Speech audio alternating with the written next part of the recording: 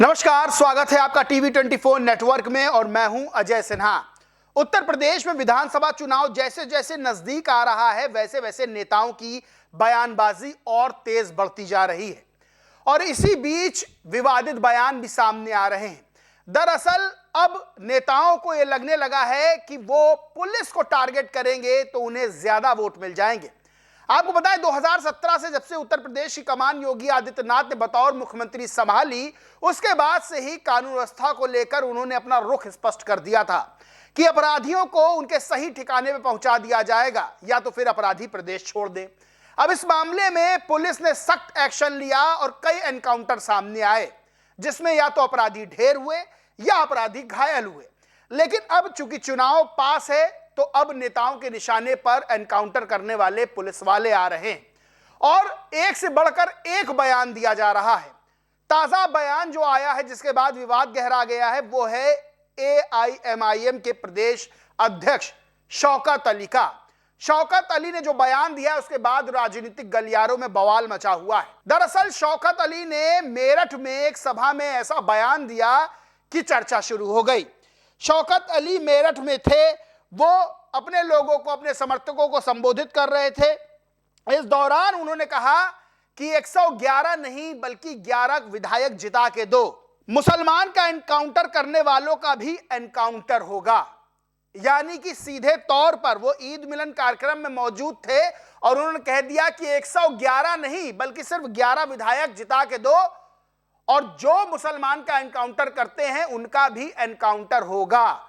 अब इसके बाद बवाल शुरू हो गया है, सियासी बखेड़ा खड़ा हो गया है। दरअसल सीधे तौर पर यह मुस्लिमों को रिझाने के लिए दिया गया बयान है शौकत अली की तरफ से, लेकिन अब इस पर प्रतिक्रियाएं भी आना शुरू हो गई हैं। अब जाहिर सी बात है, जो उन्होंने कहा कि जो मुस्लिमों का एनकाउंटर कर रहे हैं उनका भी एनकाउंटर होगा, तो यहां पहले तो किसी भी अपराधी को एक धर्म के आईने से देखना हो गया, धर्म के चश्मे के आईने से, क्योंकि जब पुलिस एनकाउंटर किसी का करती है तो फिर वो धर्म नहीं देखती है। उत्तर प्रदेश में भी तमाम उदाहरण ऐसे मिल जाएंगे जहां हिंदू अपराधी जो थे उनका भी एनकाउंटर पुलिस ने किया है, क्योंकि अपराधी जो होता है उसकी कोई जात, उसका कोई धर्म नहीं होता है।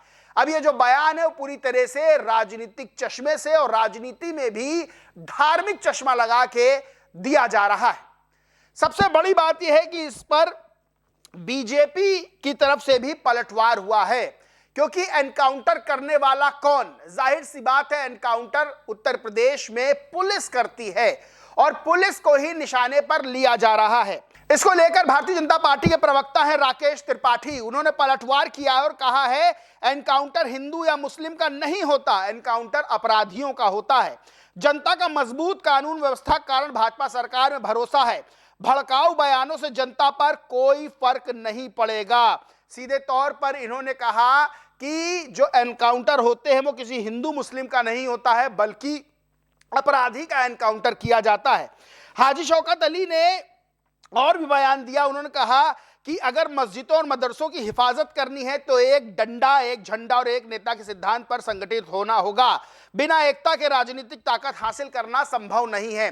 जाहिर सी बात है, जो 17% के आसपास का मुस्लिम वोट बैंक है उसको रिझाने के लिए एआईएमआईएम के प्रदेश अध्यक्ष इस तरह का बयान दे रहे हैं। लेकिन सबसे बड़ी बात यह है कि इन बयानबाजियों में सीधे तौर पर पुलिस को टारगेट करने का काम किया जा रहा है।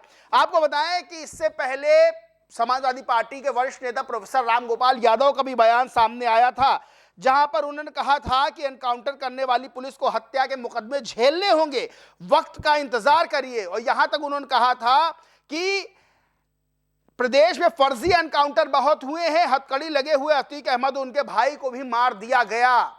यानी कि जैसे जैसे चुनाव करीब आ रहा है इस तरह की बयानबाजियां बढ़ती जा रही हैं। एक बड़े वोट बैंक को अपनी तरफ आकर्षित करने के लिए इस तरह के बयान दिए जा रहे हैं। एनकाउंटर को धार्मिक चश्मा लगा के देखा जा रहा है, उसी तरह से बयान दिए जा रहे हैं। अब सोचिए कि प्रदेश अध्यक्ष पार्टी का इस तरह का बयान जब देते हैं और कहते हैं कि 111 नहीं 11 विधायक जिता के दो, जिन्होंने मुस्लिमों का एनकाउंटर किया है उनका एनकाउंटर किया जाएगा, तो क्या सवाल खड़े होते हैं।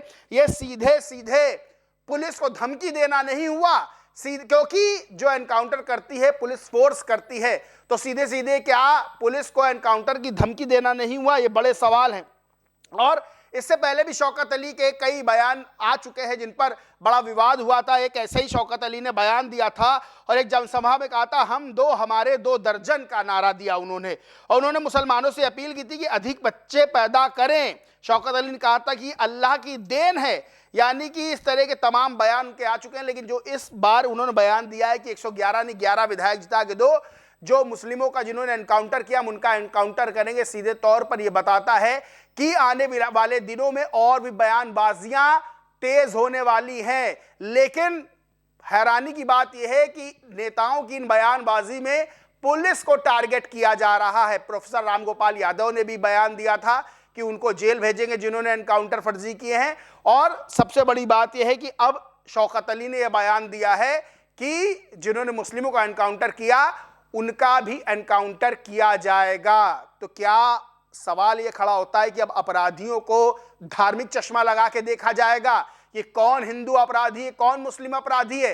क्या पुलिस ये देख के एनकाउंटर करती है? बल्कि पुलिस तब एनकाउंटर करती है जब वो अपराधी पुलिस पर गोली चलाता है। ऐसे में बचाव में पुलिस को भी गोली चलानी पड़ती है। अब ऐसा तो है नहीं पुलिस खड़ी रहेगी और कहेगी हाँ भैया हमको गोली मार दो। जाहिर सी बात है जवाबी कार्रवाई करेगी और इसमें अपराधी ढेर भी होते हैं। इस पूरे मामले में आप क्या सोचते मानते कमेंट करके जरूर बताएं। वीडियो अच्छा लगा तो लाइक करें, शेयर करें और चैनल को सब्सक्राइब नहीं किया तो सब्सक्राइब करके बेल आइकन जरूर दबा लें। धन्यवाद।